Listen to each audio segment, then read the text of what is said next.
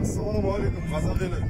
Біз Жаңаөзендік заңсыз, әділетсіз тендер себептермен жұмыссыз қалған мұнайшылар 55 күннен бері заңға сай, еңбек жағдайы, қауіпсіздік ережелеріне сай жалақысы мұнайшыларға лайықты жұмыс орнын сұраудамыз. Қазмұнайгаз, Өзенмұнайгаз облыста құралған комиссия осы талаптарды орындамай отыр. Сәуір айында Астанаға барғанда өңірден Маңғыстаудан шешіледі деген уәде болған. Бірақ уәде құр сөз болып қалды. Лауазымдарына лайықты емес шенеуніктер орындарын босатсын.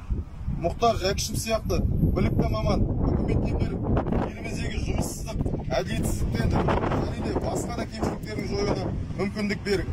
Ол кезінде Казатомпром банкрот болып тұрғанда қысқа мерзім ішінде оны әлемдік деңгейдегі пайдасы мол компанияға айналдырған. Мұхтар Жәкішев үкіметке келуін талап етеміз. Солай ма жігіттер? Талап етеміз! Талап етеміз! Талап етеміз!